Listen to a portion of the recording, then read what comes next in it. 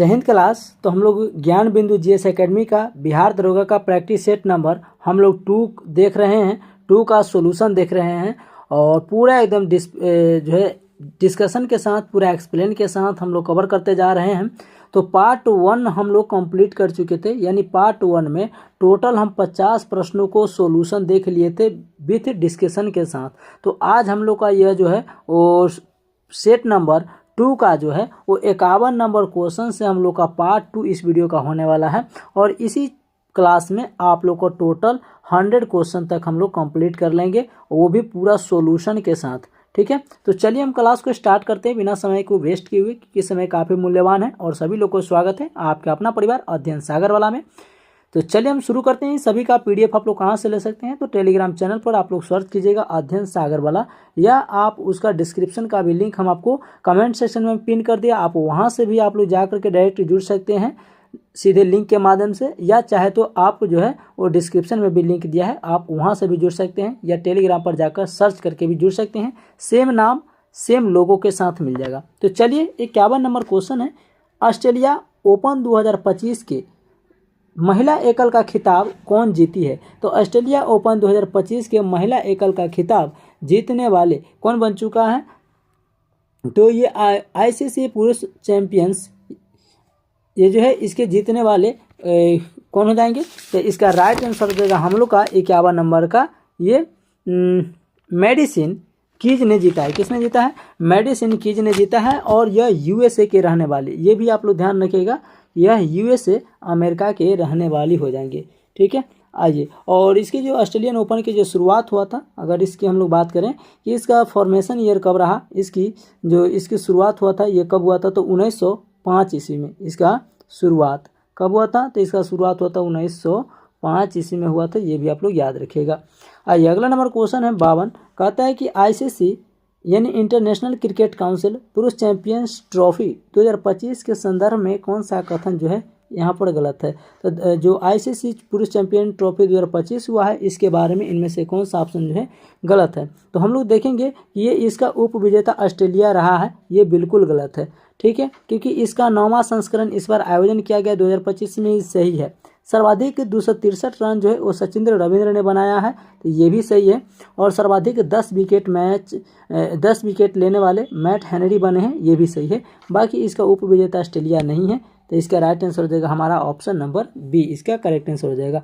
ठीक है, इसका आयोजन कहाँ कहाँ किया गया था, तो इसका आयोजन अगर हम लोग देखें तो इसका आयोजन 2 जगहों पर किया गया था, 2 जगहों पर। ठीक है, यूएई में किया गया था और पाकिस्तान में किया गया था। और इसका विजेता कौन रहा है, तो इसका फाइनल मैच में इसका जो विजेता रहा है वो भारत रहा है। इसका विजेता कौन है, तो इसका विजेता की अगर हम लोग बात करें कि इसका विजेता टीम कौन सा है, तो इसका विजेता टीम जो रहा है वो अपना देश भारत है। कौन सा है, तो इसका विजेता टीम भारत ने न्यूजीलैंड को हरा दिया था, तो न्यूजीलैंड जो है ये उप विजेता हो जाएंगे, उप विजेता। इसका उप विजेता कौन हो जाएगा, तो ये न्यूजीलैंड हो जाएगा, तो ये आप लोग याद रखिएगा। ठीक है, चलिए आइए हम लोग देखते हैं आईसीसी पुरुष चैंपियन ट्रॉफी की शुरुआत इसकी कब किया जाता है। तो इसका जो फॉर्मेशन ईयर रहा है, इसका जो शुरुआत होता है 1998 में इसकी शुरुआत किया गया था। और मलेशिया में आयोजित दूसरा महिला अंडर 19 T20 विश्व कप भारत ने ही दक्षिण अफ्रीका को हरा करके जीता था। तो लगले हाथे आप लोग ये भी याद रख लीजिएगा। तो हमारा राइट आंसर हो जाएगा ऑप्शन नंबर बी, कि उप विजेता ऑस्ट्रेलिया नहीं बल्कि न्यूजीलैंड है। कौन है, न्यूजीलैंड हो जाएगा। ठीक है, चलिए आइए नेक्स्ट क्वेश्चन की ओर हम लोग चलते हैं। अगला नंबर क्वेश्चन है यहाँ पर कि भारत उच्च ऊर्जा लेजर निर्देशित, जिसे बोलते हैं डीईए हथियार प्रणाली का सफलतापूर्वक परीक्षण करने वाला विश्व का कौन सा देश बन चुका है। तो हमारा देश बन चुका है तीसरा। इसमें से पहला स्थान किसके नाम है, तो इसमें पहला स्थान हो जाएगा रसिया का। इसमें पहला स्थान कौन हो जाएगा, तो पहला स्थान हो जाएगा इसमें रूस हो जाएगा, इस तरह के मिसाइलों को सफल परीक्षण करने वाला। दूसरा स्थान कौन सा हो जाएगा हम लोग का, इसमें हो जाएगा चौथा स्थान हो जाएगा हम लोग का। फर्स्ट स्थान में कौन हो जाएगा, तो फर्स्ट स्थान हो जाएगा रसिया का, दूसरा स्थान हो जाएगा चीन का। ठीक है, और तीसरा स्थान हो जाएगा यूएसए अमेरिका का, और चौथा स्थान हो जाएगा अपना देश भारत का हो जाएगा। ठीक है, तो ऑप्शन नंबर सी इस प्रश्न का राइट आंसर हो जाएगा। और इसका निर्माण रक्षा अनुसंधान तथा विकास संगठन के द्वारा किया गया था, यानी कहने का मतलब है कि इसका जो निर्माण है वो DRDO के द्वारा किया गया है, जिसका फुल फॉर्म होता है defence research development organisation. Hindi में बोले तो रक्षा अनुसंधान तथा विकास संगठन ने इसका किया था। ठीक है, चलिए ये DRDO के वर्तमान अध्यक्ष कौन है, आप लोग को कमेंट्स में बताना है कि DRDO का वर्तमान अध्यक्ष कौन हो जाएंगे। तो हमारा आदेश हो जाएगा कि उच्च ऊर्जा लेजर निर्देशित हथियार प्रणाली का सफलतापूर्वक परीक्षण करने वाला अपना देश भारत चौथा स्थान हासिल कर लिया है। नेक्स्ट क्वेश्चन है, जीनोम संपादित चावल की किस्में विकसित करने वाला दुनिया का पहला देश कौन बन चुका है, तो ऐसा झंडा फहराने वाला देश अपना देश भारत बन चुका है। जीनोम संपादित चावल की किस्में विकसित करने वाला भारत दुनिया का पहला देश बन चुका है। और पहली 2 जीनोम संपादित चावल किस्म DRDO धान 100 कमला तथा पूसा DS30 राइस को लॉन्च किया गया था। ठीक है, चलिए तो हमारा राइट आंसर देगा ऑप्शन नंबर सी। अब हम लोग एग्जाम से संबंधित महत्वपूर्ण को देख लेते हैं कि त्रिपुरा के जो रंगाचेरा गांव है, रंगाचेरा गांव है, ये रंगाचेरा गांव को पहला हारा गांव घोषित किया गया है, ये भी आप लोग याद रखना है। तो क्वेश्चन पूछा जाएगा कि हारा गांव किस राज्य का है, तो ये त्रिपुरा का है। और ये रंगाचेरा गांव है जो हारा गांव के रूप में इसे घोषित किया गया है। जबकि अमेरिका के नेतृत्व में चलाए जा रहे ऑपरेशन हॉक से प्राप्त खुफिया जानकारी के आधार पर देखा जाए तो केंद्रीय जांच ब्यूरो ने वैश्विक कनेक्शन वाले बाल यौन शोषण में शामिल साइबर अपराध के नेटवर्क में कार्रवाई की है। तो ये थे एग्जाम से संबंधित अन्य फैक्ट। आइए हम लोग अगला क्वेश्चन को देख लेते हैं। अगला क्वेश्चन नंबर है हम लोग का चलिए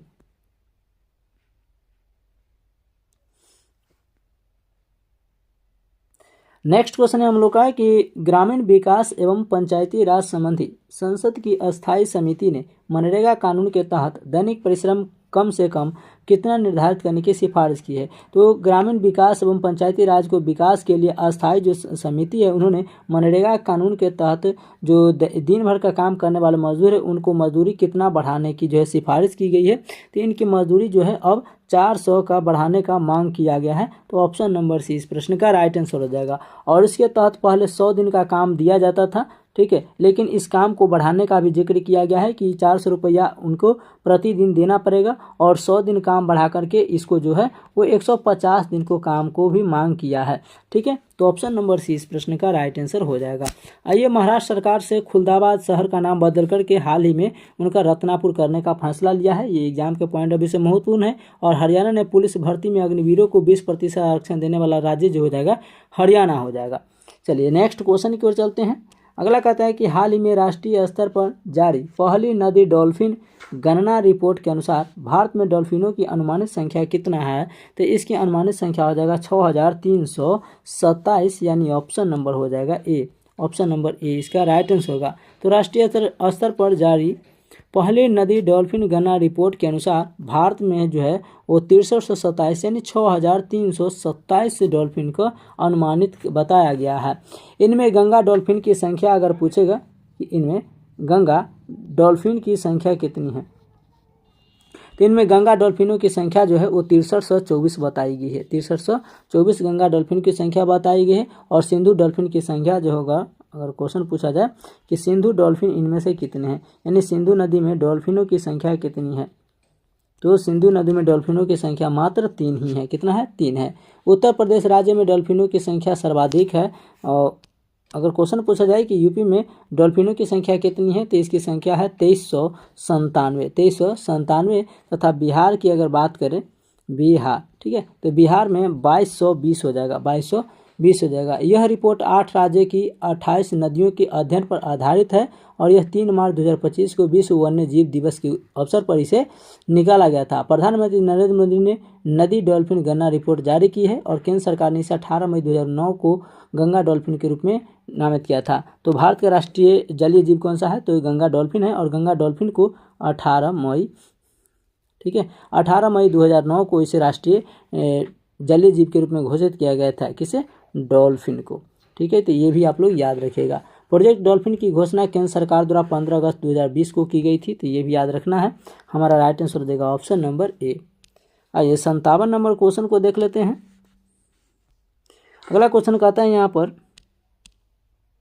कि निम्नलिखित में से किस राज्य का माधव राष्ट्रीय उद्यान भारत का 58वां बाघ अभ्यारण्य घोषित किया गया है? तो ये मध्य प्रदेश का, कहाँ का? मध्य प्रदेश। तो ऑप्शन नंबर डी। अब भारत का 58वां है तो मध्य प्रदेश का कैमा हो जाएगा, ठीक है। तो मध्य प्रदेश का माधव राष्ट्रीय उद्यान को भारत का 58वां बाघ अभ्यारण्य घोषित किया गया है, जबकि माधव राष्ट्रीय उद्यान मध्य प्रदेश का 9वां है। कौन सा है?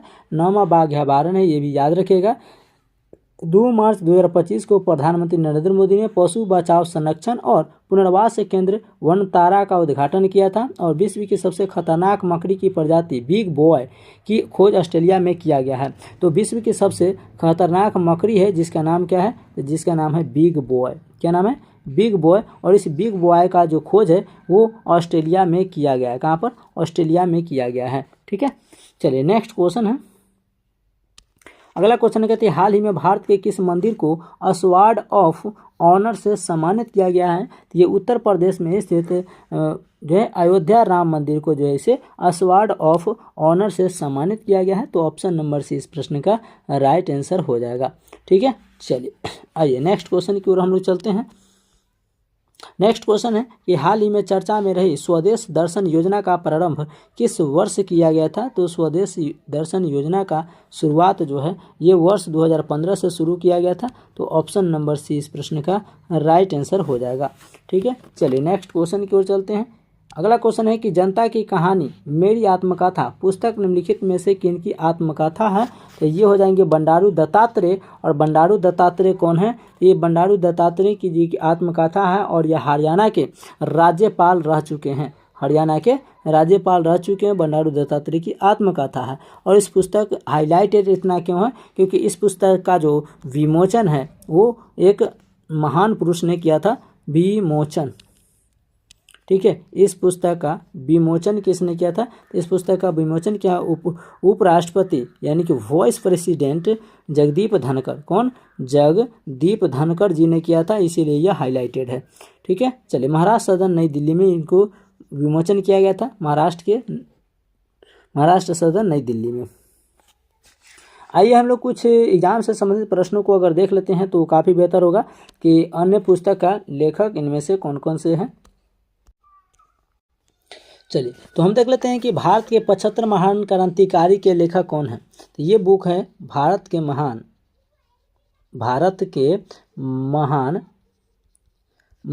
क्रांतिकारी, भारत के महान क्रांतिकारी के लेखक कौन है? क्रांतिकारी बुक के लेखक कौन है? तो ये भीम सिंह हो जाएंगे। कौन हो जाएंगे?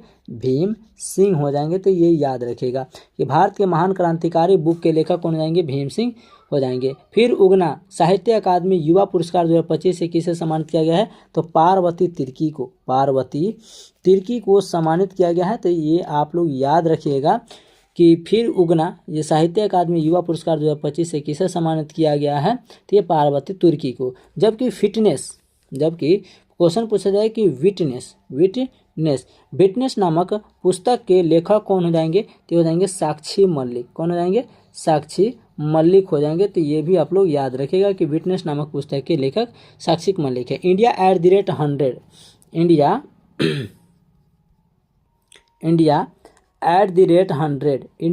100 नामक पुस्तक के लेखक के.वी. सुब्रमण्यम है। कौन है? के.वी. सुब्रमण्यम जी हो जाएंगे, ठीक है। तो ये भी आप लोग याद रखिएगा, के.वी. सुब्रमण्यम, ठीक है। वहीं पर द इंडिया ऑफ डेमोक्रेसी के लेखक कौन हो जाएंगे? द आइडिया ऑफ डेमोक्रेसी के लेखक कौन हो जाएंगे? डेमोक्रेसी के लेखक कौन हो जाएंगे? तो ये हो जाएंगे सैम पित्रोदा। कौन हो जाएंगे? सैम पित्रोदा हो जाएगा, ठीक है। चलिए आइए हम लोग अगला क्वेश्चन की ओर चलते हैं। अगला क्वेश्चन कहते हैं यहाँ पर निम्नलिखित में से किन्हें राजगीर खेल विश्वविद्यालय के पहले कुलपति के रूप में नियुक्त किया गया है। तो राजगीर खेल विश्वविद्यालय के पहले कुलपति के रूप में शिशिर सिन्हा को नियुक्त किया गया है। ऑप्शन नंबर जो हो जाएगा डी इसका राइट आंसर हो जाएगा। ठीक है, तो शिशिर सिन्हा को नियुक्त किया गया है। यह बिहार की पहली स्पोर्ट्स यूनिवर्सिटी है जिसकी स्थापना 29 अगस्त, ठीक है, इसकी स्थापना कब किया गया है? तो इसका स्थापना जो है 29 अगस्त 2024 को हुआ है। 29 अगस्त 2024 को हुआ है, ये भी याद रखिएगा आप लोग। और मुख्यमंत्री नीतीश कुमार जी के द्वारा इसको शुरू किया गया है।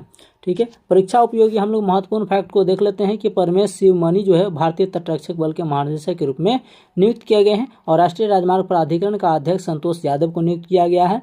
और अतुनु चक्रवर्ती को HDFC बैंक के अध्यक्ष के रूप में नियुक्त किया गया है। जबकि professional golf tour of India के अध्यक्ष के तौर पर कपिल देव को नियुक्त किया गया है। और भारतीय भारोत्तोलन महासंघ जिसे बोलते हैं IWF जिसे एथलीट आयोग के अध्यक्ष किसे नियुक्त किया गया है? तो मीराबाई चानू को मीराबाई चानू को नियुक्त किया गया है। तो ये भी आप लोग याद रखिएगा। ठीक है, चलिए आइए अगला नंबर सवाल को देख लेते हैं। अगला क्वेश्चन कहता है हाल ही में उत्तराखंड उच्च न्यायालय की पहली महिला मुख्य न्यायाधीश किसे नियुक्त किया गया है? तो उत्तराखंड उच्च न्यायालय की पहली महिला मुख्य न्यायाधीश के रूप में किसे नियुक्त किया गया है? तो रीतू बाहरी को नियुक्त किया गया है। Option number A is the correct answer होगा। इसकी नियुक्ति कब किया गया था? इनकी नियुक्ति कब हुआ था? तो 4 फरवरी 2014 को 4 फरवरी 2014 को इनका नियुक्ति हुआ था, ये भी याद रखिएगा। आइए हम लोग एग्जाम से संबंधित महत्वपूर्ण फैक्ट को देख लेते हैं कि गीता बात्रा को विश्व बैंक का वैश्विक पर्यावरण सुविधा की पहली महिला डायरेक्टर पद पर नियुक्त किया गया है। और अलीगढ़ मुस्लिम विश्वविद्यालय की पहली महिला कुलपति के रूप में नाइमा खातून को नियुक्त किया गया है। किसको? नाइमा खातून। ये एग्जाम के लिए काफ़ी महत्वपूर्ण है। ठीक है, और यशस्वी सोलंकी भारत की राष्ट्रपति की ADC नियुक्त होने वाली पहली महिला नौसेना अधिकारी बन चुकी है, ये भी याद रखिएगा। और अभी हाल ही में महाराष्ट्र पुलिस की पहली महिला DGP कौन बन चुकी है? तो MH यानी महाराष्ट्र पुलिस की DGP ये कौन बन चुकी है? तो रश्मि शुक्ला हो जाएंगे। ठीक है, रश्मि शुक्ला हो जाएंगे, ये भी आप लोग याद रखिएगा। ठीक है, और सुमन कुमारी BSF की पहली महिला स्नाइपर बनी है, ये भी याद रखिएगा। जो सुमन कुमारी है, सुमन कुमारी है, ये BSF की बॉर्डर सिक्योरिटी फोर्स की यह पहली महिला स्नाइपर बनी है, ये भी आप लोग याद रखिएगा। अगला क्वेश्चन है यहाँ पर, कहता है निम्न में से किस संस्था द्वारा कृत्रिम बुद्धिमत्ता यानी कि AI आर्टिफिशियल इंटेलिजेंस, इसका फुल फॉर्म होता है AI का, हिंदी में कहते हैं कृत्रिम बुद्धिमत्ता तैयारी सूचकांक जारी किया जाता है। तो जो कृत्रिम बुद्धिमत्ता या AI तैयारी सूचकांक जारी किया जाता है वो किसके आधार पर? तो अंतर्राष्ट्रीय मुद्रा कोष यानी जिसे बोलते हैं इंटरनेशनल मॉनेटरी फंड IMF के द्वारा जारी किया जाता है। ठीक है, तो ऑप्शन नंबर बी इसका राइट आंसर हो जाएगा। चलिए अगला नंबर क्वेश्चन को हम लोग देख लेते हैं। नेक्स्ट क्वेश्चन कहता है कि हाल ही में एक देश एक धड़कन पहल की शुरुआत निम्नलिखित में से किसके द्वारा किया गया है? तो ऐसा करने वाला हमारे देश के संस्कृति मंत्रालय हो जाएंगे। ठीक है, तो ऑप्शन नंबर जो हो जाएगा उसी इसका बिल्कुल करेक्ट आंसर हो जाएगा। ठीक है, आइए नेक्स्ट है 65 नंबर सवाल। 65 कहता है निम्नलिखित में से किस देश के साथ भारत मर्कोसुर व्यापार समझौता को विस्तार देने की घोषणा किया गया है? तो ऐसा जो हुआ है अर्जेंटीना के साथ। तो भारत और अर्जेंटीना ने भारत मर्कोसुर व्यापार समझौता को विस्तार देने पर विचार किया है। प्रधानमंत्री नरेंद्र मोदी ने जुलाई 2025 में अर्जेंटीना के द्विपक्षीय यात्रा करने वाले पहला भारतीय प्रधानमंत्री बन चुके हैं। तो एग्जाम के पॉइंट ऑफ व्यू से काफ़ी महत्वपूर्ण है, VVI है। ठीक है, ये यात्रा कब किए थे? तो ये 25 जुलाई 2025 में जुलाई 2025 में ये यात्रा किए हैं। और अर्जेंटीना की यात्रा करने वाले भारत के प्रथम प्रधानमंत्री बन चुके हैं, तो इसको याद रखिएगा। और इसकी जो अर्जेंटीना की राजधानी है ये ब्यूनस आयर है। कहाँ पर है? ये ब्यूनस आयर्स है। ये भी आप लोग को याद रखना है। यहाँ पर इन्होंने समझौता किया है। शहर की चाबी की टू द सिटी से सम्मानित इन्हें किया गया है, ये भी आप लोग को याद रखना है। और भारत तथा ब्राज़ील ने भी भारत मर्कोसुर व्यापार समझौता का विस्तार देने की घोषणा किया है। तो अभी अर्जेंटीना के साथ हुआ है, इसमें ब्राज़ील के भी साथ भी यह व्यापार समझौता को लेकर के हस्ताक्षर किए गए हैं, ये भी आप लोग को याद रखना है। चलिए नेक्स्ट क्वेश्चन की ओर हम लोग चलते हैं। क्वेश्चन नंबर 6 कहता है हाल ही में त्रिनिदाद और टोबैगो में भारतीय मजदूर को वहां पहुंचने की कौन सी वर्षगांठ मनाई गई है? तो ये इसकी वर्षगांठ 180वीं मनाई गई है। कौन सी? 180वीं वर्षगांठ मनाई गई है। ठीक है, और वहां पहुंचने की 180। प्रधानमंत्री नरेंद्र मोदी ने जुलाई 2025 में त्रिनिदाद तथा टोबैगो की यात्रा किए थे। कब किए थे? तो ये भी जुलाई 2025 में इसकी यात्रा किए थे और वहां पर पहुंचने वाले मजदूर को 180वीं वर्षगांठ को इन्होंने मनाया है यादगार के रूप में। चलिए अगला नंबर क्वेश्चन यहाँ पर हम लोग देख पा रहे हैं। अगला 66 का हम लोग का हो गया सी।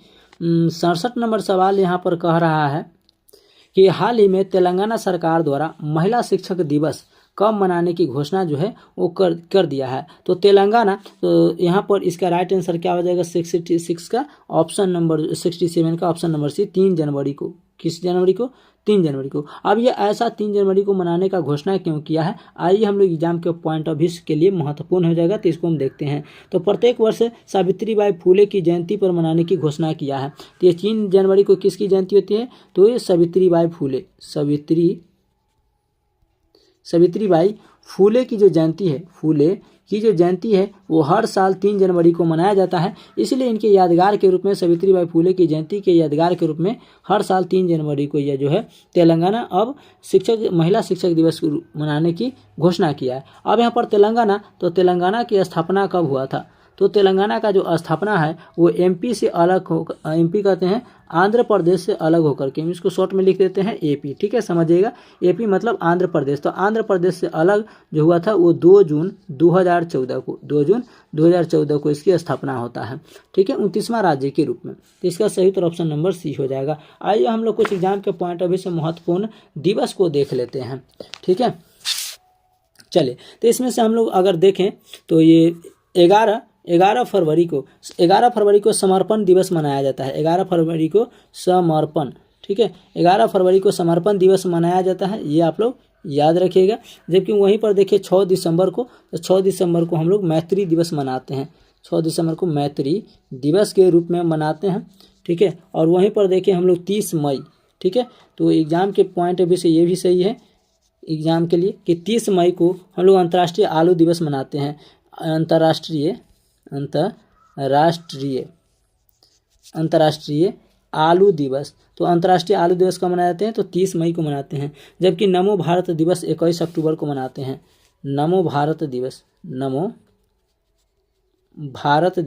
तो नमो भारत दिवस जो है वो कब मनाते हैं? तो 21 अक्टूबर को मनाते हैं। तो ये भी आप लोग याद रखना है। तो हमारा राइट आंसर क्या हो जाएगा? 3 जनवरी सावित्री फुलेबाई जयंती के रूप में मनाया जाएगा।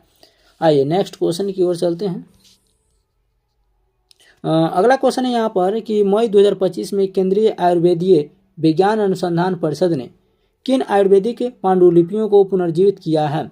तो इसका राइट आंसर हो जाएगा ऑप्शन नंबर जो हो जाएगा वो सी, इसका करेक्ट आंसर हो जाएगा कि ये हो जाएगा द्रव्य रत्नाकरनिघट्टू और द्रव्य नामाकरनिघट्टू, ये दोनों को जो है सो पांडुलिपियों को पुनर्जीवित करने का प्रयास किया गया है। तो ऑप्शन नंबर हम लोग का सी इसका राइट आंसर हो जाएगा। ठीक है, चलिए आइए हम लोग एग्जाम के पॉइंट ऑफ व्यू से महत्वपूर्ण फैक्ट को इसी में से देख लेते हैं कि प्रधानमंत्री नरेंद्र मोदी ने फ्रांस यात्रा के दौरान फ्रांस के उपराष्ट्रपति इमैनुअल मैक्रोन को छत्तीसगढ़ की प्रसिद्ध धातु ढलाई परंपरा से जुड़ी डोकरा कलाकृति से भेंट किया था, यानी कि उन्हें सम्मानित किया गया था। तो अभी फ्रांस के प्रधानमंत्री राष्ट्रपति कौन हो जाएंगे? इमैनुअल मैक्रोन हो जाएंगे। ठीक है, चलिए नेक्स्ट है 69 नंबर सवाल कि हाल ही में प्रधानमंत्री मोदी ने थाईलैंड के प्रधानमंत्री को पीतल का नाव भेंट किया है। ठीक है, पीतल का नाव जो बना था उससे इन्हें सम्मानित किया गया है और यह बताना है कि यह किस कला में बनी हुई ये पीतल की नाव है। तो ये बना हुआ है ढोकरा कला में। किस कला में? तो ये ढोकरा कला में बना हुआ है और ऑप्शन नंबर ए इसका राइट आंसर होगा ढोकरा कला। ठीक है, तो प्रधानमंत्री नरेंद्र मोदी ने थाईलैंड के प्रधानमंत्री को एक अनोखी ढोकरा या धोकरा कह सकते हैं कला से बनी पीतल की नाव भेंट की है, जिसमें मोर की आकृति पर एक आदिवासी जो है सवार दिख रही हैं। ठीक है, ढोकरा कला का अन्य नाम भी गढ़वा है, हुआ है, ये भी आप लोग को याद रखना है। और बस्तर जिले के कोंडा गांव के कारीगर ढोकरा मूर्तियों पर काम करते हैं, ये भी याद रखना है। और इस कला से बनाई गई मूर्ति का सबसे पुराना नाम जो है वो मोहनजोदड़ो की खुदाई से प्राप्त हुआ है। कहाँ से? मोहनजोदड़ो। आप लोग को कमेंट्स में बताना है कि मोहनजोदड़ो का मतलब क्या होता है, मोहनजोदड़ो का अर्थ क्या होता है। ठीक है, चलिए एग्जाम के पॉइंट ऑफ से देख लें कि हाल ही में 2 भारतीय ग्रंथों नाट्य शास्त्र एवं भगवत गीता को यूनेस्को द्वारा memory of the world register में शामिल किया गया है, ये भी आप लोग को याद रखना है। और India justice report 2025 Tata trust नामक संस्था द्वारा जारी किया जाता है, ये भी आप लोग को याद रखना है।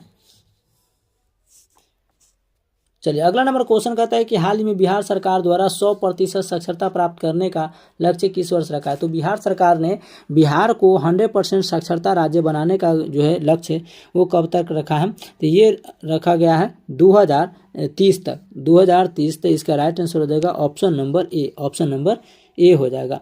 ठीक है, आइए हम लोग देख लेते हैं कुछ बिहार के आगामी लक्ष्य को कि बिहार आगे क्या क्या लक्ष्य को सोच रखा है। जैसे हम लोग एड्स की बात करें, ठीक है, तो एड्स की बात करें तो बिहार जो है वो एड्स समाप्त करने का लक्ष्य 2030 तक ही रखा है। एड्स समाप्त करने के लक्ष्य 2030 तक रखा है। हेपेटाइटिस को पूरी तरह से खत्म करने का लक्ष्य जो है हेपेटाइटिस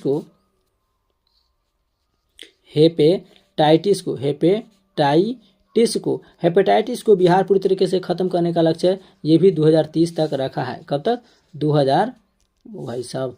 2030 तक रखा है। जबकि वहीं सौर ऊर्जा से लगभग 20% बिजली घर पाने का लक्ष्य जो है 2030 तक रखा है। तो हर घर बिजली घर जो है बिजली घर, तो ये बिजली घर भी हर घर 30 तक इसको लक्ष्य रखा है। बिहार सरकार शून्य कार्बन उत्सर्जन करने का लक्ष्य जो है वो 2070 तक। तो ये भी एग्जाम के लिए महत्वपूर्ण है कि शून्य कार्बन उत्सर्जन जो लक्ष्य है वो 2040 तक बिहार रखा है कि 2040 तक हम शून्य कार्बन उत्सर्जन करेंगे। और बिहार का ग्रीन हाउस गैस उत्सर्जन, बिहार कहाँ है कि ग्रीन हाउस उत्सर्जन जो है ग्रीन हाउस उत्सर्जन कब तक करेगा, तो इसका 2070 तक रखा है लक्ष्य, 2070 तक। जबकि टीबी को पूरी तरह से खत्म करने का लक्ष्य 2025 है। टीबी को पूरी तरीके से खत्म करने का लक्ष्य 2025 तक रखा गया है। ठीक है, और 2025 खत्म भी हो रहा है। हर खेत पानी का लक्ष्य 2025 तक है। ठीक है, ये याद रखिएगा, हर खेत पानी, तो हर खेत पानी का लक्ष्य भी 2025 तक रखा गया है। और बिहार की पहली नदी जोड़ो परियोजना, बिहार की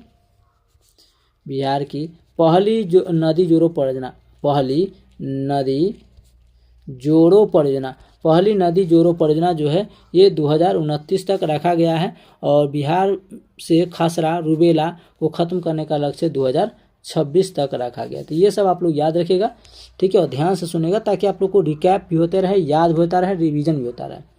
नेक्स्ट क्वेश्चन है कि हाल ही में बिहार सरकार द्वारा जल जीवन हरियाली दिवस मनाने की घोषणा की गई है।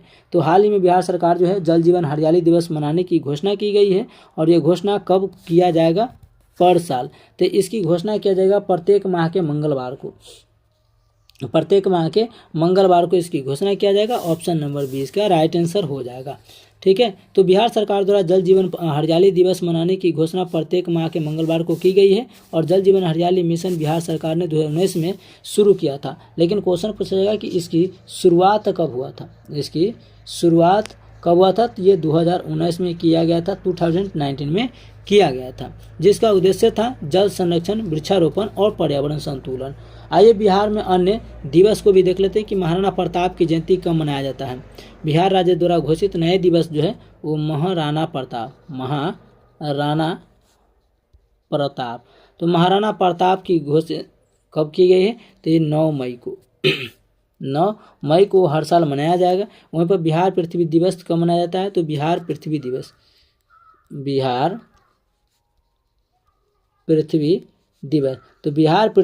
हर साल कब मनाया जाएगा? तो ये 9 अगस्त को मनाया जाएगा। यह ऐसा बिहार ऐलान कर चुका है। और बिहार संग्रहालय दिवस 7 अगस्त को मनाया जाएगा। बिहार संग्रहालय, ठीक है, संग्रहालय, बिहार संग्रहालय दिवस जो है कब मनाया जाएगा? ये मनाया जाएगा 7 अगस्त को मनाया जाएगा। जबकि डॉल्फिन दिवस जो है बिहार 5 अक्टूबर को मनाएगा। बिहार डॉल्फिन दिवस कब मनाएगा? तो ये 5 अक्टूबर को मनाएगा। कब मनाएगा? तो ये 5 अक्टूबर को बिहार हर साल डॉल्फिन दिवस मनाएगा। जबकि बिहार शहीद दिवस कब मनाएगा? तो बिहार शहीद दिवस जो है ये 15 फरवरी को मनाएगा। जबकि विजयोत्सव दिवस या वीर कुंवर सिंह से संबंधित है और ये विजयोत्सव जो है कब मनाया जाएगा?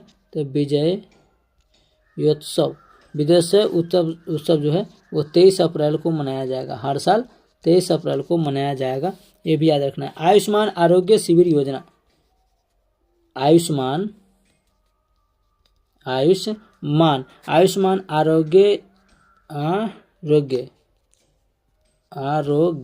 आरोग्य जो दिवस है वो प्रत्येक माह 14 तारीख को मनाया जाएगा। प्रत्येक माह या प्रत्येक मंथ जो है आपको 14 तारीख को मनाया जाएगा। 14 तारीख को ये मनाया जाएगा, ठीक है। और परिवार नियोजन दिवस, परिवार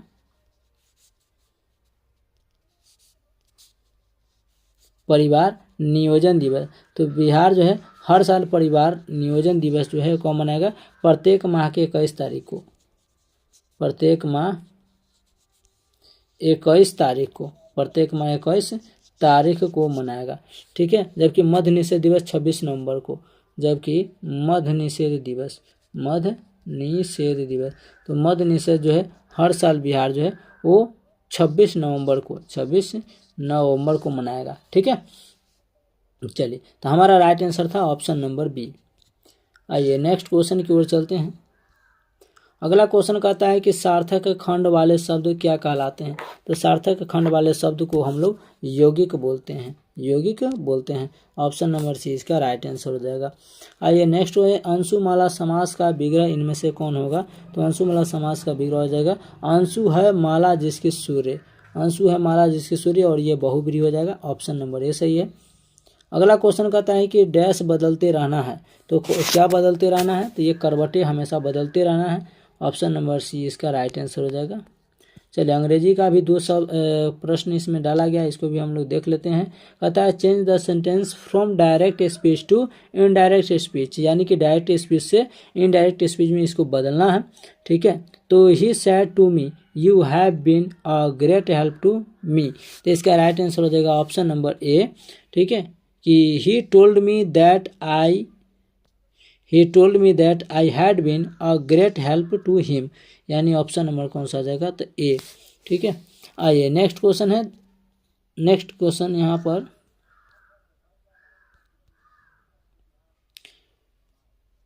अगला क्वेश्चन यहाँ पर कहता है कि ट्रांसलेट सेंटेंस इनटू इंग्लिश, तो ट्रांसलेट द सेंटेंस इनटू यानी दबे पाँव चले आना, तो दबे पाँव चले आना को अंग्रेजी में हम लोग क्या बोलते हैं? तो इसको बोलते हैं walk on the tip twice, option number b. अगला क्वेश्चन कहता है 77 change the sentence into passive voice, यानी सेंटेंसिंग वॉइस को चेंज करना है पैसिव वॉइस में। Somebody must have taken my book, तो इसका राइट आंसर हो जाएगा my book must have been taken by somebody, option number c इसका राइट आंसर हो जाएगा। आइए नेक्स्ट क्वेश्चन है सूची 1 को सूची 2 से मिलान करना है, तो इसका राइट आंसर हम देख लेते हैं। यहाँ कहता है प्रघोत, तो प्रघोत का होता है अवंती, प्रघोत पर अवंती था। और उसके बाद यहाँ पर कहता है कि उदयन, तो उदयन जो था वो वत्स का राजा था। उसके बाद देख लेते हैं यहाँ पर प्रसन्नजित, तो प्रसन्नजित जो था वो कौशल का राजा, और जातशत्रु जो था ये मगध का राजा। तो इसका राइट आंसर हो जाएगा ए का हो जाएगा कितना? तो ए का हो जाएगा 3, बी का हो जाएगा हमारा 2, सी का हो जाएगा हमारा 4 और डी का हो जाएगा यानी 32-41 हो जाएगा, 32-41। और 32-41 किस ऑप्शन में दिया गया है? यहाँ पर है 32-41, ऑप्शन नंबर कौन सा हो जाएगा? तो सी इसका राइट आंसर है। चलिए अगला नंबर क्वेश्चन है यहाँ पर 79, कहता है वैदिक देवता इंद्र के विषय में निम्नलिखित कथनों पर विचार कीजिए, नीचे दिए गए कूट से सही उत्तर को चुनना है। तो वैदिक देवता इंद्र को कहा जाता है, वर्षा के भी देवता इंद्र को कहा जाता है, ठीक है। ये सभी लोग आप लोग याद रखिएगा। तो इसका राइट आंसर हो जाएगा कि वैदिक देवता तो झंझावत का देवता होता है, वैदिक देवता जो होता है वो झंझावत का देवता माना जाता है, ठीक है। तो वैदिक देवता, झंझावत के देवता पापियों की दंड देते हैं, नहीं, गलत है। नैतिक व्यवस्था के संरक्षक होते, नहीं, वर्षा के देवता। तो झंझावत के देवता और वर्षा के देवता। तो 1 और 4 option number D, option number D हो जाएगा। आइए अगला नंबर क्वेश्चन है, ठीक है। अगला नंबर क्वेश्चन यहाँ पर कहता है कि मोडी लिपि का प्रयोग किनके लेखों में किया जाता था। तो मोडी लिपि का जो प्रयोग है ये किया जाता था मराठों के लेखों में। ऑप्शन नंबर डी इस प्रश्न का राइट आंसर हो जाएगा। आइए अगला नंबर सवाल है कि 1857 के प्रथम स्वतंत्रता संग्राम में भोपाल के किस वीर ने दूरीपूर्ण मुख्य संघर्ष का बलिदान दिया था। तो ऐसा करने वाला जो हो जाएंगे वो हो जाएंगे फजिल मोहम्मद खान। ऑप्शन नंबर जो हो जाएगा ए इसका राइट आंसर हो जाएगा।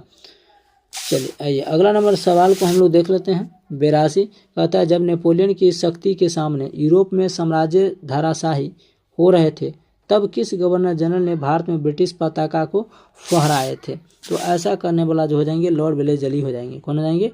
Lord Wellesley. Option number c इस प्रश्न का राइट आंसर हो जाएगा। चलिए अगला नंबर सवाल को देखते हैं कि निम्नलिखित में से विचार कीजिए। मैसूर के शासक टीपू सुल्तान ने विदेशों में आधुनिक पद्धति से दूतावास स्थापित किए थे। तो इसके राइट आंसर क्या होगा आप लोग कमेंट्स में बताएंगे। तो इसका सही उत्तर हो जाएगा कि टीपू सुल्तान ब्रिटिश सेना को 1780 ईस्वी में पोलीलूर में हराया था। तो ऑप्शन नंबर जो हो जाएगा वो यहाँ पर 2 वाला कहता है कि सही है। क्या कहता है? 2 वाला इसमें से सही है। आगे कहता है कि मैसूरी शासक टीपू सुल्तान विदेशी आधुनिक पद्धति से दूतावास स्थापित था। तो 1 और 2 जो है वो दोनों के दोनों सही है। ठीक है, तो आइए हम लोग ऑप्शन को देख लेते हैं। और आगे यहाँ पर कहता है 4 नंबर भी कि द्वितीय आंग्ल मैसूरी जो है 1780 से 84 ईस्वी के समय ब्रिटिश जनरल सर आयरकुट ने हैदर अली को पोर्टोनोवा के युद्ध में पराजित हुआ था। तो 1, 2 और 4 सही है। तो 1, 2 और 4 देखिए किस ऑप्शन में है। तो यह है 1, 2 और 4 ऑप्शन नंबर बी में, ऑप्शन नंबर बी में हो जाएगा। आइए अगला नंबर क्वेश्चन है हम लोग को 84।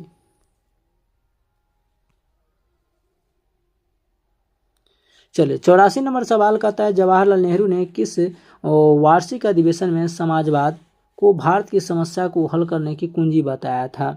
तो ऐसा इन्होंने बताए थे लखनऊ अधिवेशन के तहत इन्होंने बताया था। ठीक है, चलिए तो इसका राइट आंसर हो जाएगा ऑप्शन नंबर डी। आइए अगला नंबर सवाल को देखते हैं 85 कहता है कांग्रेस नेताओं द्वारा मॉन्टेग्यू चेम्सफोर्ड रिपोर्ट की निंदा करने पर कोई नरमपंथियों ने पार्टी को छोड़कर निम्न में से कौन सी पार्टी को गठन कर लिया था। तो ऐसा गठन किया गया था इंडियन लिबरल फेडरेशन पार्टी की। ऑप्शन नंबर डी इसका राइट आंसर हो जाएगा। चलिए नेक्स्ट क्वेश्चन है 86 नंबर निम्न में से कौन सी प्रार्थना समाज की मांग की थी। तो प्रार्थना समाज की मांग करने वाले कौन कौन थे। तो अस्पृश्यता की समाप्ति करना। तो प्रार्थना समाज में कहा गया था अस्पृश्यता की समाप्ति करना, विधवा पुनर्विवाह यानी कि जो महिला विधवा हो गई थी उसको फिर से विवाह किया जा सकता है, स्त्री को शिक्षा पर बल दिया गया था, यानी इनमें से सभी था। ऑप्शन नंबर डी हो जाएगा। तो प्रार्थना समाज की स्थापना 1867 ईस्वी में आत्माराम पांडुरंग के द्वारा बम्बई में किया गया था। तो 1867 ईस्वी में आत्माराम पांडुरंग के द्वारा जो है वो बम्बई में इसका किया गया था। ठीक है, स्थापना तो बम्बई में से शुरू किया गया था, जिसे अभी बोलते हैं मुंबई। ठीक है, और आत्माराम पांडुरंग जो है वो केशव चंद्र सेन की प्रेरणा से प्रार्थना समाज की स्थापना किए थे। ये भी याद रखना है कि आत्माराम पांडुरंग जो है वो किससे इंस्पायर हुए थे। तो केशव चंद्र से। ठीक है, केशव चंद्र सेन से इन्होंने जो थे वो इंस्पायर हुए थे। और 1869 ईस्वी में महादेव गोविंद रनाडे प्रार्थना समाज के सदस्य बने थे। तो क्वेश्चन पूछा जाएगा कि प्रार्थना समाज के सदस्य जो है वो गोविंद रनाडे महादेव गोविंद रनाडे कब बने थे। तो महादेव गोविंद रनाडे जो हैं ये 1869 ईस्वी में प्रार्थना समाज के सदस्य बने। और इस समाज को प्रसिद्ध दिलाने का श्रेय महादेव गोविंद रनाडे को ही जाता है। ठीक है, चलिए आगे देख लेते हैं कि प्रार्थना समाज द्वारा एकेश्वरवाद और जोर और हिंदू समाज में व्याप्त भ्रष्टाचार के विरुद्ध आवाज़ उठाने का ये इन्होंने प्रयास किया था। तो ऑप्शन नंबर जो हो जाएगा वो इनमें से सभी। अगला 87 नंबर क्वेश्चन है, इनमें से कौन सा देश त्रिदेशीय संधि का सदस्य नहीं है? इनमें से कौन सा देश है त्रिदेशीय संधि का सदस्य नहीं है? तो ये हो जाएगा ऑप्शन नंबर डी, इटली। कौन हो जाएगा? इटली। और इटली की राजधानी कहाँ है? रोम। ठीक है, तो इटली त्रिदेशीय संधि का सदस्य नहीं है। 1882 में जर्मनी, ऑस्ट्रिया, हंगरी और इटली के त्रिगुट बना लिया, और 1907 में फ्रांस, रूस और ब्रिटेन ने भी त्रिगुट के विरोध के एक त्रिदेशीय संधि बना लिया था। तो ऑप्शन नंबर डी इसका राइट आंसर है। अगला कहता है गुलाबों का युद्ध कहाँ हुआ था?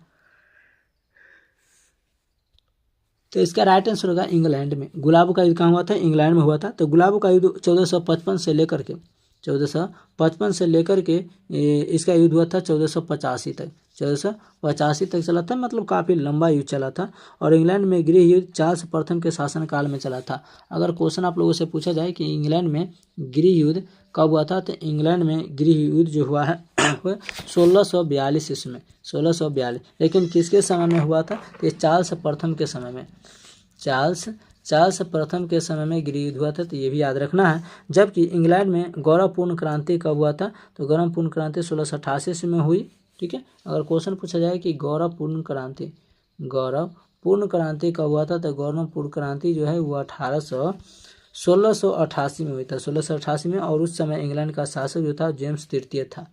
उस समय जेम्स तृतीय इसका जो है वो शासक था। आइए, सप्तवर्षीय युद्ध इंग्लैंड और फ्रांस के बीच 1756 से 63 में चला था। अगर क्वेश्चन पूछा जाए कि सप्तवर्षीय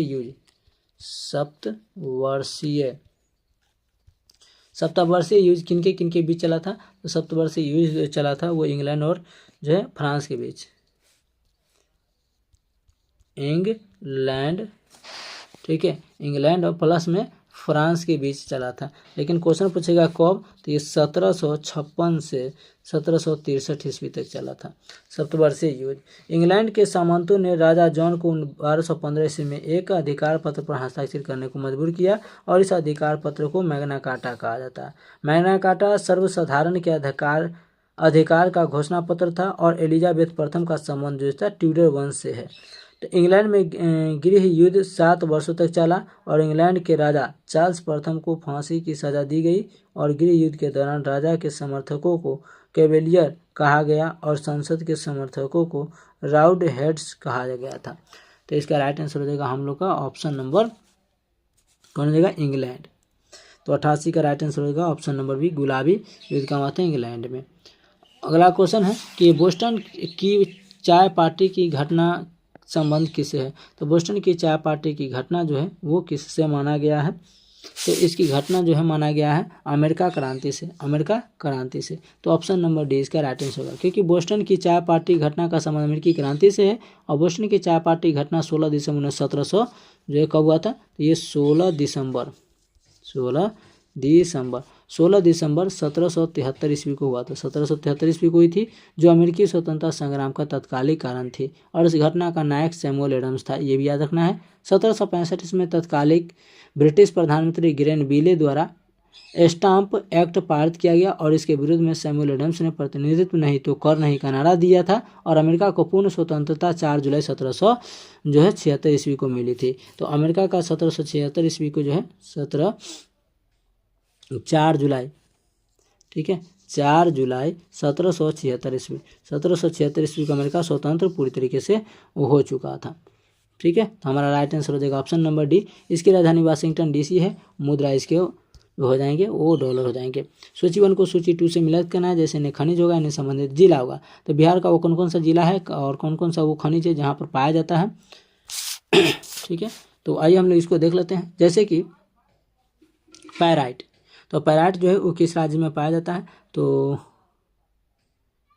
यहाँ पर हम लोग देख रहे हैं पैराइट जो है वो रोहतास में पाया जाता है। पैराइट कहाँ पाया जाता है? तो रोहतास में, यूरेनियम पाया जाता है गया में, गेलना कहाँ पाया जाता है? तो मुंगेर में पाया जाता है। और एस्बेस्टस जो है वो बांका में पाया जाता है। यानी कि ए का 1, बी का 2, सी का 3 और डी का 4 हो जाएगा। यानी कि जैसे के तैसे है। तो ए का 1, 2 का गलत हो जाएगा, ए का 1, 2 का बी, सी का 3, डी का 4। ऑप्शन नंबर जो हो जाएगा वो 20 का राइट आंसर हो जाएगा। ठीक है, आइए अगला नंबर सवाल है कि बिहार में 1857 की क्रांति की शुरुआत कब हुई थी? तो बिहार में 1857 की क्रांति का शुरुआत 12 जून 1857 को हुआ था। कब हुआ था? तो 12 जून 1857। ऑप्शन नंबर सी यहाँ पर राइट आंसर हो जाएगा। और बिहार में 1857 की क्रांति जो हुआ था इसके अध्यक्ष, इसके नेतृत्व करने वाले कौन थे? तो ये थे ये थे वो वीर कुंवर सिंह। ये पीर अली और वारिस अली के द्वारा किया गया था। तो पटना में 1857 की क्रांति और बिहार, तो पटना में विद्रोह का शुरुआत 3 जुलाई 1857 को पीर अली और वारिस अली के द्वारा किया गया था। 7 जुलाई 1857 को पीर अली को फांसी दे दी गई और 25 जुलाई 1857 को पीर अली के फांसी की खबर सुनकर दानापुर रेजिमेंट के 3 पलटनों ने विद्रोह कर दिया और कुंवर सिंह को अपना नेता बना दिया था।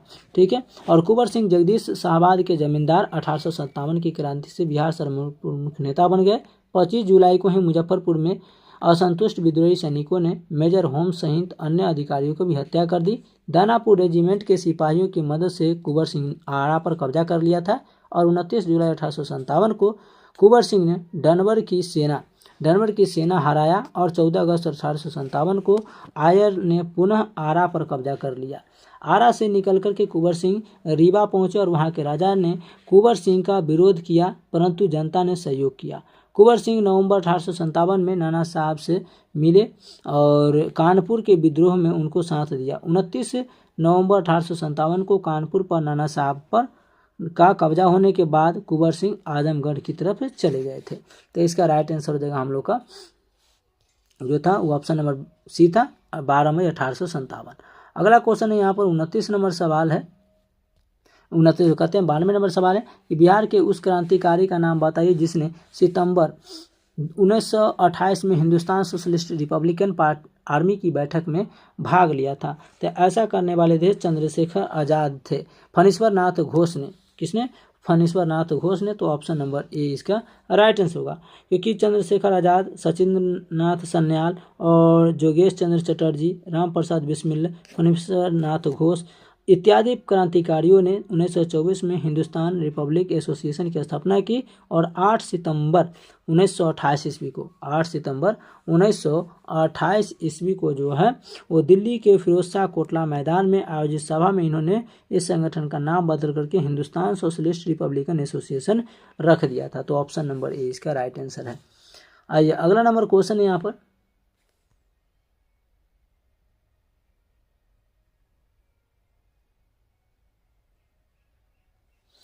अगला नंबर हम लोग का क्वेश्चन है कि 45 बच्चे की औसत आयु 14 वर्ष है और एक शिक्षक को शामिल करने पर औसत आयु 6 महीने बढ़ जाती है, तो शिक्षक की आयु हमको पता करना है। ठीक है, तो 45 बच्चों की कुल आयु कितना था? तो यहाँ पर हम लोग देखेंगे कि 45 बच्चों की कुल आयु, 45 बच्चों की कुल आयु तो 45 बच्चों की कुल आयु जो थी वो 45 गुने 14 था। 45 गुने 14 यानी कि इसका जो वर्ष था 45 बच्चों की औसत आयु था 14 वर्ष का। ठीक है, तो यहाँ पर इसको गुना करेंगे तो 630 हो जाएगा। ठीक है, अब कुल उम्र देखेंगे, कुल उम्र बराबर औसत गुने संख्या, कुल गुण औसत गुने संख्या। तो यहाँ पर हम लोग लिखेंगे कुल उम्र बराबर औसत गुने संख्या, औसत गुने संख्या। तो कितना था? 45 वो था, तो 45 प्लस 1 बराबर हो जाएगा 46। और औसत भार कितना था? तो 6 महीने बढ़ जाता है कितना? तो औसत भार 6 महीना बढ़ जाता है,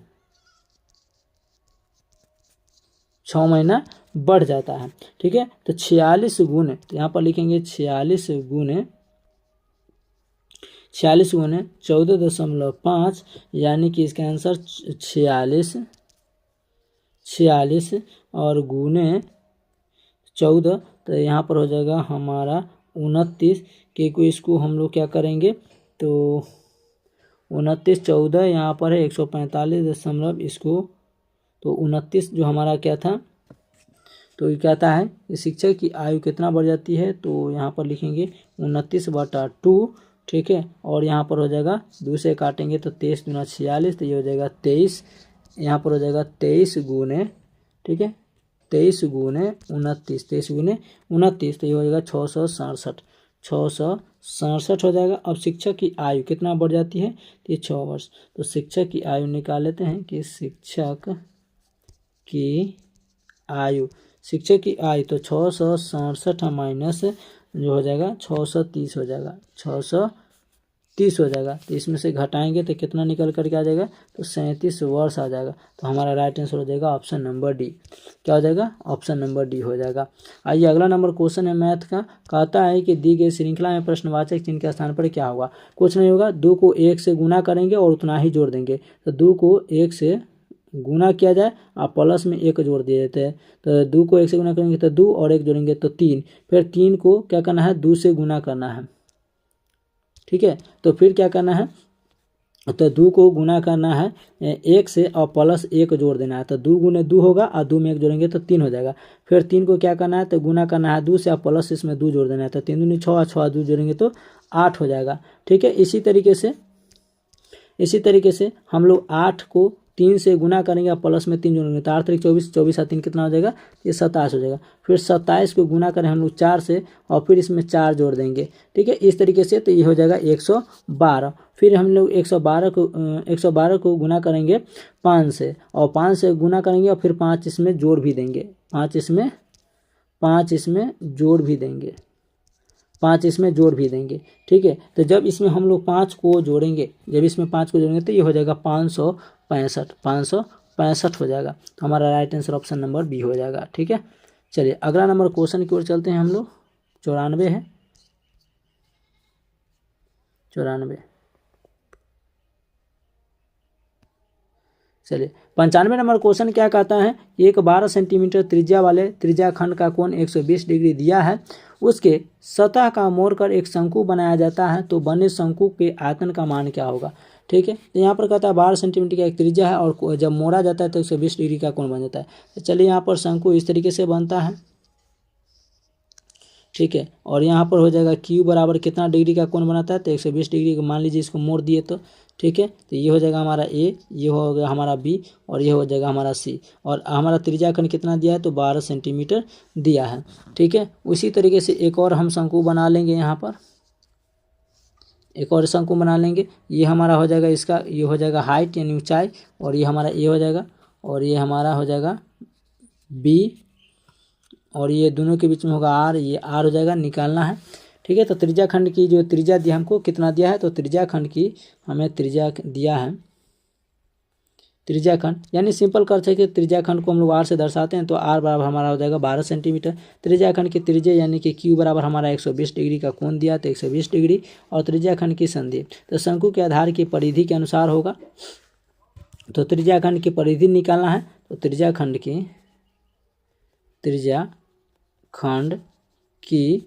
परिधि, त्रिज्या खंड की परिधि, तो परिधि बराबर हो जाएगा शंकु के आधार की परिधि, शंकु के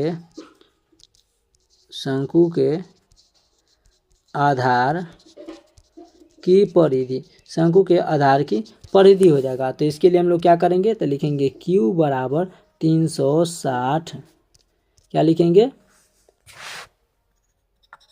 तो हम लोग लिखेंगे Q बराबर 300, ओ भाई साहब, Q बटा 360 गुने 2 पाई R बराबर 2 पाई R। ठीक है, मान लो 2 पाई R, तो ये 2 पाई से ये 2 पाई खत्म हो जाएगा। ठीक है, तो हमारा इधर क्या कितना बचेगा, तो ये हमारा बच जाएगा इधर 2 पाई से 2 पाई खत्म हो जाएगा। तो Q का मान हमारा कितना था, तो Q का मान हो जाएगा 120 और बाटा में हो जाएगा 360 और उधर हमारा बच जाएगा बराबर में R हो जाएगा। और ये बड़का जो R है इसका मान कितना था, तो 12 था, तो हम यहाँ पर बैठा देंगे 12, उधर बराबर की बचेगा छोटका R।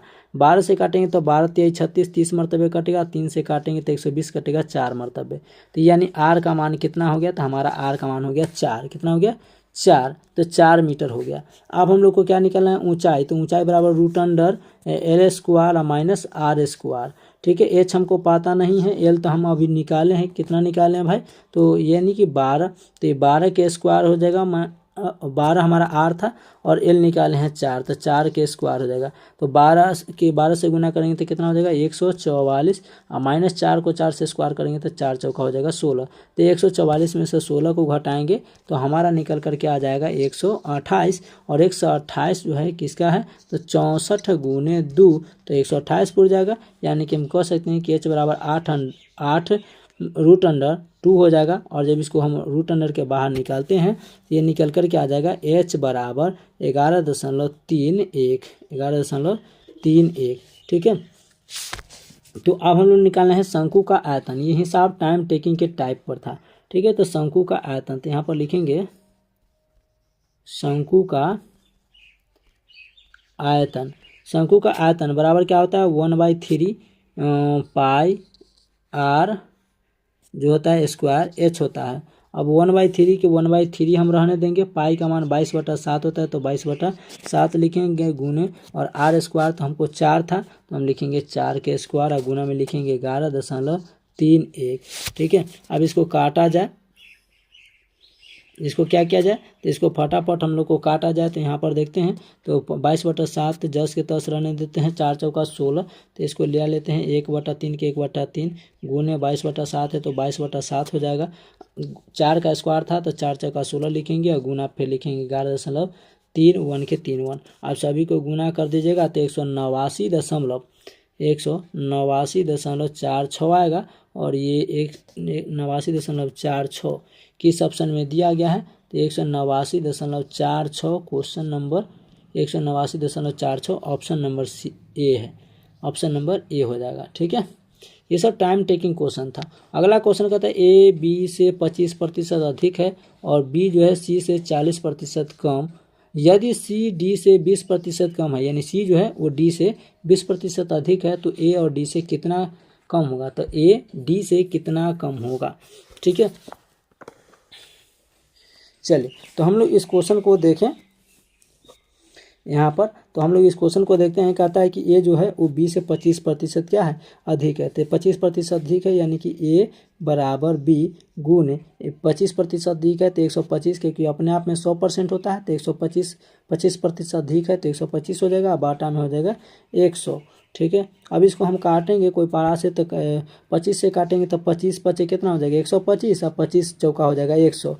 यानी कि हम कह सकते हैं कि ए का अनुपात हो जाएगा 5 और बी का अनुपात हो जाएगा 4। ठीक है।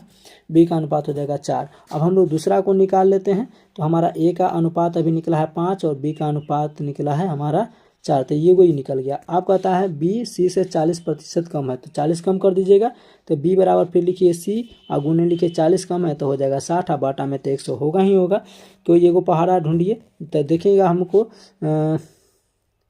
इसको काटेंगे तो 20 तिहाई 30 कटेगा और 20 पचे 100 कटेगा। तो इसका हो जाएगा बी का यहाँ पर मान आ जाएगा 3 अनुपात और सी का हो जाएगा 5। सी का हो जाएगा 5। तो यानी कि यहाँ पर हमको निकल गया बी का अनुपात फिर 3 निकल गया और सी का अनुपात निकल गया हमारा 5 निकल कर गया। ठीक है।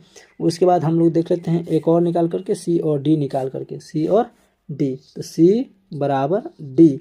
तो कहता है सी और डी। तो यहाँ पर देखिए कि सी जो है वो डी से 20% अधिक है।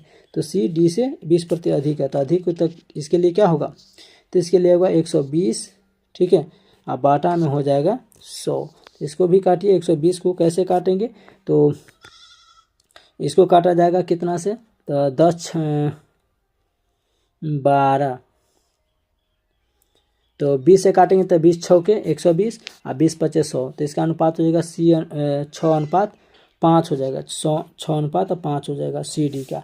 तो अब हम क्या क्या निकाल लिए हैं अभी तक में तो अभी निकाले हैं ए अनुपात बी अनुपात सी अनुपात डी अनुपात। ए का मान निकाले थे 5 अनुपात, बी का निकाले थे 4। ठीक है। सी का निकाले थे 5 और यहाँ पर डी का अगर हम लोग देखें तो डी का कितना निकाला तो डी तो ये सी का निकाले हैं अभी तो देखते हैं डी। अब यहाँ पर देख लेते हैं कि फिर हम बी का निकाले थे कितना तो बी का निकाले थे 3। ठीक है। सी का निकाले थे कितना तो सी का निकाले थे अभी 6 और डी का निकाले अभी हम लोग 5 निकाले। कितना निकाले 5। अब इस तरीके से हम सभी को क्या करेंगे तो देख लेंगे कि किसका कितना अनुपात बनेगा। तो एक बार और लिखेंगे ए अनुपात बी अनुपात सी अनुपात डी अनुपात। ए का आया था 5 3 6, बी का कितना आया था तो 4 3 6, सी का कितना आया था तो 4 5 6 और डी का कितना आया था तो डी का आया था 4 4 5 5। ठीक है। इस सभी का हम लोग अगर अनुपात निकालें तो ये हो जाएगा टोटल 90 अनुपात इसको जोड़ करके घटाएगा तो 90 अनुपात हो जाएगा। इसके बाद हो जाएगा ये 72 अनुपात, ये हो जाएगा 120 अनुपात और ये हो जाएगा 100 अनुपात। ठीक है, आवश्यक प्रतिशत निकालना है जिसमें से हमको पूछा था कि ए डी से कितना कम है, तो लिखेंगे आवश्यक प्रतिशत जो हमें ज़रूरत है। आवश्यक, ये सब टाइम टेकिंग क्वेश्चन है, ज़्यादा टाइम लगाने वाला। आवश्यक प्रतिशत, आवश्यक प्रतिशत जो ए डी से कम, तो यहाँ पर निकालना है 100 माइनस 90 बाटा में हो जाएगा 100 और गुना हो जाएगा इधर 100। तो यहाँ पर 0 से 0 डबल 100 से 100 खत्म हो जाएगा। 100 में से 90 गया तो बचेगा 10%। 10% देखिए 10% कहाँ है, तो ये ऑप्शन नंबर बी में। ठीक है, आइए अगला 97 नंबर क्वेश्चन कहता है 3 साझेदारों ने एक व्यवसाय में लाभ को 9 अनुपात 8 अनुपात 11 के अनुपात में बांटा है। उन्होंने अपनी पूंजी क्रमशः 4 महीने, 6 महीने और 18 महीने के लिए निवेश किया था। ठीक है, तो आइए हम इसको देख लेते हैं कि निवेश का अनुपात कितना था। तो लिखेंगे निवेश का, यहाँ पर लिखेंगे हल। ठीक है, निवेश का अनुपात,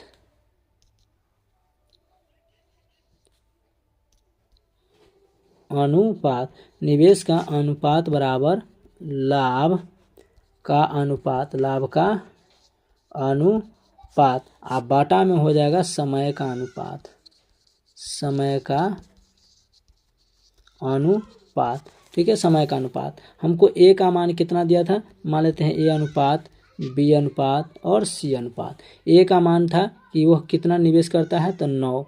ठीक है, 9 के अनुपात में बी कितना करता है, तो 8 के अनुपात में। सी कितना करता है, 11 के अनुपात में।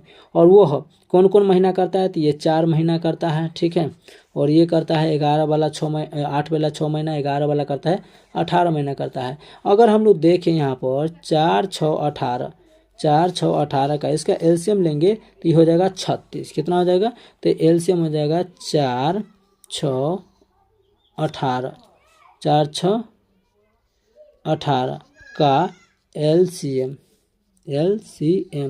कितना हो जाएगा भाई, तो 36 है। कितना है, 36।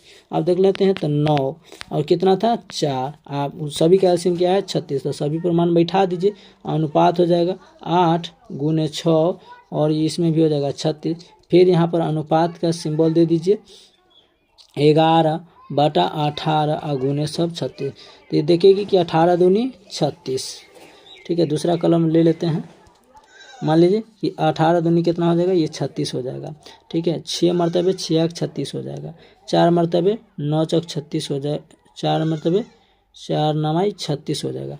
ठीक है, तो 9 9 81, यहाँ पर हो जाएगा 81 अनुपात, ये हो जाएगा 8 6 48 अनुपात और 11 दूनी 22 अनुपात। कितना हो जाएगा, 22 अनुपात। तो ये हो जाएगा 81 48 22, 81 48 22। तो हमारा राइट आंसर क्या हो जाएगा, 97 का 81 अनुपात 81 48 22, ऑप्शन नंबर डी हो जाएगा।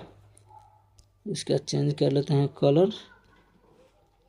चलिए, तो इसका राइट आंसर कितना हो जाएगा, तो ये हो जाएगा 81 48 22, ऑप्शन नंबर ए। आइए अगला नंबर सवाल को देखते हैं। 98 कहते हैं एक वृत्त का क्षेत्रफल 38.5 सेंटीमीटर स्क्वायर है, उसकी परिधि सेंटीमीटर में ज्ञात करना है। तो वृत्त का क्षेत्रफल बराबर क्या होता है, तो लिखेंगे पहले तो हल, वृत्त का क्षेत्रफल बराबर पाई आर स्क्वायर। ठीक है, तो आर स्क्वायर हमारा इधर 38.5 हो जाएगा। ठीक है, तो ये हो जाएगा हमारा 22/7 गुण आर स्क्वायर हमको निकालना है, बराबर हो जाएगा 385, यानी 38 हो जाएगा, 38.5 हो जाएगा। और यहाँ पर 1 लिख सकते हैं, अगर दशमलव यहाँ से उड़ाएंगे तो यहाँ पर 10 हो जाएगा, तो ये होगा 385/10। ठीक है, फिर हम लोग इधर आर को लाते हैं आर स्क्वायर को, तो आर स्क्वायर हो जाएगा हमारा, हो जाएगा 385 या बाटा में हो जाएगा 10।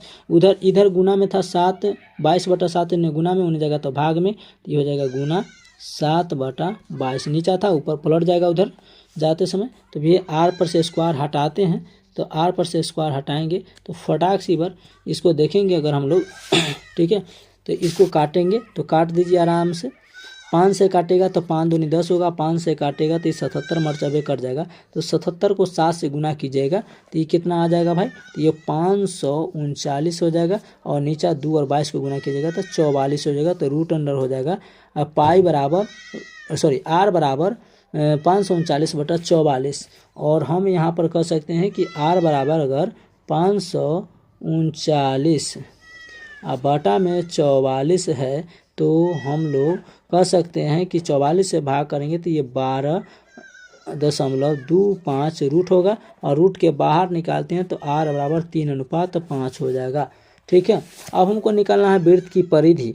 तो वृत्त की परिधि निकालेंगे तो वृत्त की परिधि तो वृत्त की परिधि होता है 2πr²। और अभी हम निकाले हैं तो ये हो जाएगा 2 के 2 हो जाएगा। पाई का मान तो सभी लोग जानते हैं कि 22/7 हो जाएगा,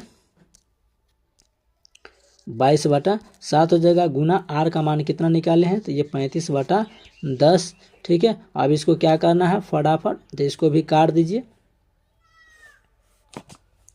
ठीक है, इसको काट दीजिए। 5 दूनी 10 हो जाएगा, 5 सते 35 हो जाएगा। फिर 2 से काटेगा तो ये 11 मरतबे कट जाएगा। तो 11 दूनी 22 और 22 के 7 से गुना के यहाँ पर, और फिर इस 7 से 60 काट दीजिए तो सिंपल बचेगा 22 सेंटीमीटर। देखिए 22 सेंटीमीटर किस ऑप्शन में है, 22 सेंटीमीटर किस ऑप्शन में है, ऑप्शन नंबर बी में है। आइए 99 नंबर क्वेश्चन कहता है निम्नलिखित शब्दों में से विषम को छांटना है। तो यहाँ पर विषम हो जाएगा आपका परमाणु। क्या हो जाएगा, परमाणु इलेक्ट्रॉन। परमाणु के अंदर जो होता है प्रोटॉन न्यूट्रॉन होता है, इलेक्ट्रॉन है। ठीक है, तो दूध से दही बनता है, गियर्स मोटरसाइकिल, और कमरा से क्या बनता है, घर। लेकिन इलेक्ट्रॉन से परमाणु नहीं बनते हैं, परमाणु बनते हैं छोटे छोटे कणों से मिलकर के। ठीक है, तो हमारा हो जाएगा ए, इनमें से जोड़ा नहीं है। अगला क्वेश्चन कहता है पी का मतलब भाग, क्यू का मतलब गुना, आर का मतलब जोड़। तो सिंपल जो बोला है उसको बैठा देना है। तो यहाँ पर कहता है 18, ये वाला क्वेश्चन को ध्यान से देखिएगा। ठीक है, ये वाला को कहता है 18। और क्यू, तो क्यू का मतलब यहाँ पर क्या है, तो गुना है, तो गुना दे दीजिए। आई कहता है 12, तो यहाँ पर है 12। फिर कहते हैं यहाँ पर पी, तो पी का मतलब क्या है, तो पी का मतलब भाग है, तो पी का मतलब यहाँ पर दे दीजिए भाग। आर कहता है 4, तो यहाँ पर दे दीजिए 4। आर का मतलब क्या है, तो आर का मतलब देखिए जोड़ है, तो 4 प्लस हो जाएगा। भाग दिया गया, 4 प्लस हो गया। अब यहाँ पर है 5, तो यहाँ पर दे दीजिए 5। फिर यहाँ पर है आपको एस, तो एस का मतलब यहाँ पर देखिए कि घटाव है, तो एस का मतलब यहाँ पर घटाव दे दीजिए। ठीक है, घटा दे दीजिए। अब अंतिम बचल है 6। अब ये क्या करना है, तो आराम से इसको जो है आपको काट सकते हैं। तो 4 से काट दीजिए, 4 तिहाई 12, तो ये हो गया 18 तिहाई 54, 18 तिहाई 54। तो इन्हें बच गया 5 - 6, तो यहाँ कह सकते हैं 18 तिहाई 54, 18 तिहाई 54। या सिंपल आप लोग इसको भी ऐसे लिख सकते हैं कि 18 गुने था, 18 गुने 12 था, भाग 4 था, प्लस में जो था हम लोग को 5 था, भाई साहब प्लस में 5 था और माइनस में 6 था। ठीक है, इसको आप लोग काटना चाहें तो कर सकते हैं 18 गुने 12/4 और प्लस में 5 - 6। 4 से काटेगा तो 4 तिहाई 12, तो 18 तिहाई 54 हो जाएगा। तो यहाँ पर कर सकते हैं 54 + 5 और -6। तो 54 में 5 जुड़ेगा तो ये हो जाएगा 59, और 59 में से 6 घटाइएगा तो होगा 53। तो 53 ऑप्शन में कहीं है तो देख लीजिए, 53 ऑप्शन में है सी वाला में। किस में है, सी। तो इसका राइट आंसर हो जाएगा सी। ठीक है, चलिए तो ये आप लोग का 100 नंबर क्वेश्चन का सॉल्यूशन हो गया। हम लोग मिलेंगे नेक्स्ट क्लास में। नेक्स्ट क्लास जो होगा हम लोग का वो सेट नंबर हो जाएगा 3। सेट नंबर कौन सा हो जाएगा, तो हम लोग 3 में मिलेंगे। बाकी आप लोग डिमांड कीजिएगा कि किरण पब्लिकेशन का 83 का भी स्टार्ट करें, करंट अफेयर्स भी क्लास रेगुलर आना चाहिए, या इसी का कंटिन्यू रखें। तो आप लोग जरूर कमेंट्स में करिएगा। तो मिलते हैं नेक्स्ट क्लास में, तब तक के लिए जय हिंद।